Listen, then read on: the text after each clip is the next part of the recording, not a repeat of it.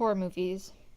They're full of thrills and kills and leave us with unforgettable fear after watching them. But what is it that makes horror films so unforgettable? Could it be the jump scares?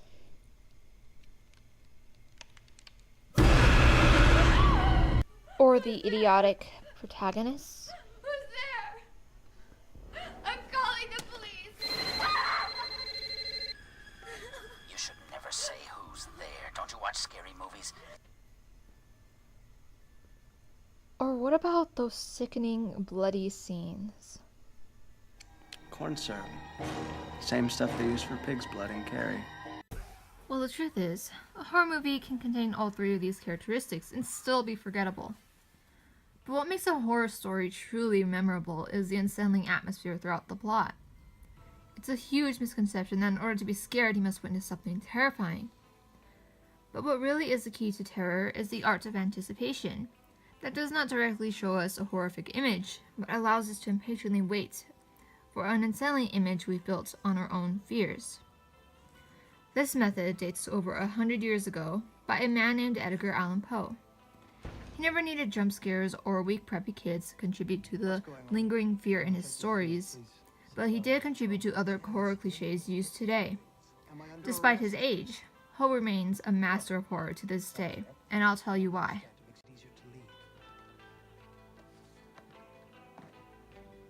The night before last, a young girl and her mother were found murdered. Poe takes advantage of something called habituation. In psychology, its definition is the diminishing of a physiological or emotional response to a frequently repeated stimulus, which basically means that when an organism is repeatedly exposed to something, they respond less to it. This is what occurs when we witness a jump scare in a movie. At first we may be surprised, but we become increasingly bored when the movie continually shows us a jump scare, because we already know what to expect. Edgar avoids this by gradually presenting three main characteristics to create a sense of uneasiness in his stories. And that's symbolism, suspense, and imagery to create an unsettling atmosphere, which, as I mentioned before, is key to creating terror. The first main aspect I'll get into is the use of symbolism. One of Edgar Allan Poe's most iconic poems is The Raven. It is also one of his most symbolic poems.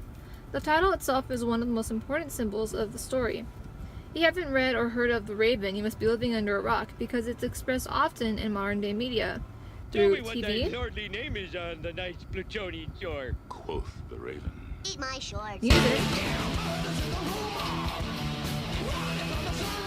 and movies. The story basically describes a man staying up late at night and missing his parted lover named Lenore, when suddenly he hears a knock on the door. He is eventually greeted with a raven who repeatedly tells him, "Nevermore." The raven is probably the most important symbols, but first, we'll discuss the other meaningful objects held within the story.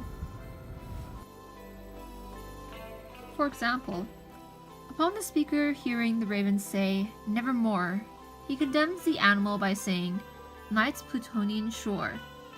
There's quite a few symbolic meanings held within this sentence. The first being night, which is a well-known symbol for darkness, and not the kind you see, but the darkness that you feel. And in this case, the darkness felt is connected with death. Followed by this, the word Plutonian is used as an allusion to refer to Pluto, Roman god of the underworld.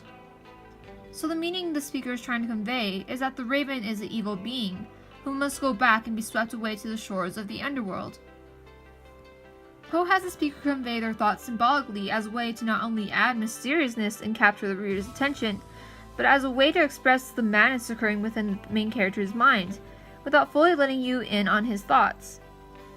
However, Poe does use first-person narrative in another story as a way to reflect insanity, which leads me to the next aspect of Poe's writing, which is suspense. Without suspense in Edgar Allan Poe's stories, they wouldn't be stories at all, because suspense is a huge part of what gives Edgar's style a purpose to his writing. One of the stories where Edgar's use of suspense is most prevalent is through a well-known one called The Telltale Heart. This is a story I mentioned earlier that greatly reflects insanity through the use of first-person narrative. This is an effective choice because if Poe had used any other type of narrative, it would leave the reader confused. Instead, Edgar leaves us captivated by allowing us to properly visualize what conflict is going on inside the character's head. It also provides an even bigger sense of uneasiness than with other types of narratives, because this time we cannot trust the narrative or predict what they'll do. And profit center trainee. Edgar also shows that right off the bat, the character portrayed in the story is mentally unstable, Maybe you can decide for yourself. not just through expressing accusations of madness, but through literary devices to make us question the narrator's sanity even more. One of which is the use of foreshadowing. One example is when the man says, "And so by degrees, very gradually, I made up my mind to take the life of the old man, and thus rid myself of the eye forever." Edgar uses repetitions and exaggerates the character's descriptive language to reveal the man's true state of mind. Not only that, but Edgar allows his story to reach its true suspense through its pacing. He mentions to us that through the course of weeks, this individual observes an old man whom he despises, which he then kills, and tension rises up again when the police arrive. And for a moment, the tension lessens, until the story ends with the man having a cup of tea with the police while he hears a beating heart below the floorboards, most likely belonging to the man he killed. And last but not least, the last aspect that provides an unsettling atmosphere is imagery. In the ghastly story of The Mask of the Red Death, Poe focuses heavily on both symbolism and imagery to express how inescapable death is, especially when dealing with something as serious as the plague. Throughout the story, there are many colors that represent the different stages of life, but the one everyone tries to avoid are both black and scarlet, which represent death. Here's a paragraph from the story that almost makes you feel as if you're there, staring at the scarlet panes. The panes here were scarlet, a deep color. In the corridors that followed the suite, there stood, opposite to each window, a heavy tripod, bearing a brazier of fire that projected its rays through the tinted glass and so glaringly illuminated the room, and thus were produced a multitude of gaudy and fantastic appearances. The effect of the firelight that streamed upon the dark hangings through the blood-tinted panes was ghastly in the extreme. Edgar mentions fire, symbolizing the hell the characters have just come in contact with. His descriptive language is more than just describe the story, but in a sense it helps us become part of the story because we are able to visualize everything based on the narrative's terminology. And after evaluating Edgar's symbolism, suspense, and imagery, you might be able to see how much each of those concepts rely on each other. When all three of these devices work together, they captivate us and leave room for us to try to figure out a solution based on the clues provided in the story. He doesn't immediately give away the history or the whole plot to the story, but he does give us clues and makes us stand on our toes waiting for a disastrous ending. However, just because the ending is often disastrous does not make it bad. Edgar uses a lot of his melancholic work to teach us a lesson, which is something that is done today. In the 1800s, Poe taught us in The Mask of the Red Death that death cannot be avoided. And today, we have horror movies that show us what not to do when there's something supernatural or potentially dangerous.